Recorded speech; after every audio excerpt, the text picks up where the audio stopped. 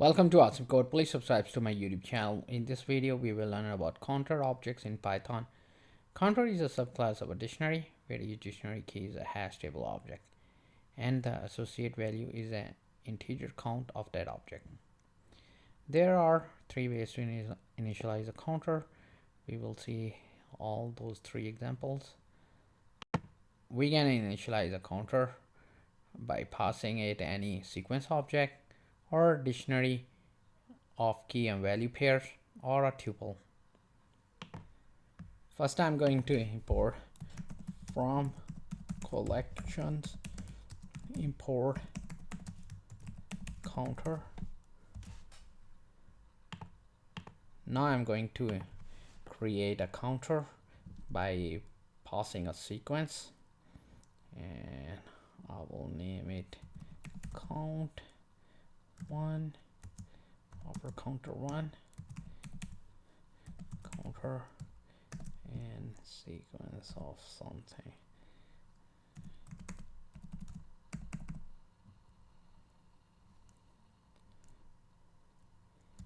And I'm going to create another counter by passing in dictionary of key value pairs, and this will be such as a set to 2 and key B set to 5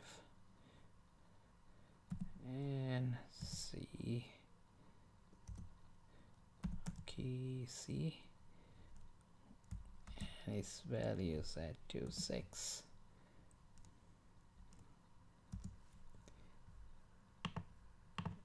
Now I'm going to initialize it, the counter, with the tuple of object and value. Here counter is missing, and our count 3 counter, and this will be our A set to 5, not here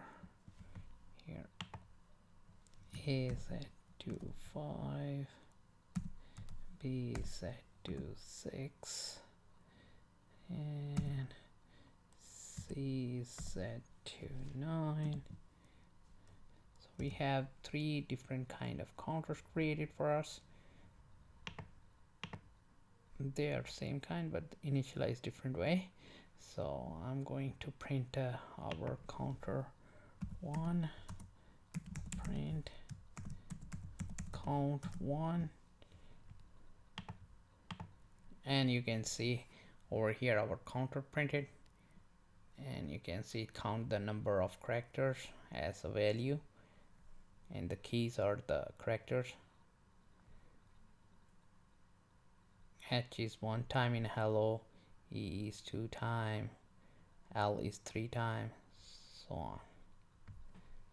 Now I'm just going to comment this one and going to create an empty counter and use a update method to initialize it with some values. Create our empty counter and save in some variable, our C variable,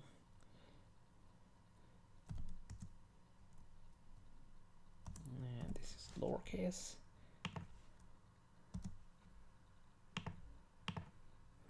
and update or populate our object C dot update and pass in some string A B C B B D A B, and I'm going to print now so we can see the character count, and pass in our counter and save and run our program.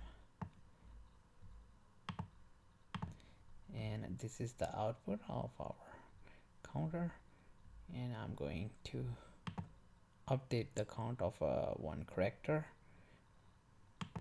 I can use the update function again, c dot update, and I need to pass in the character and its value to update.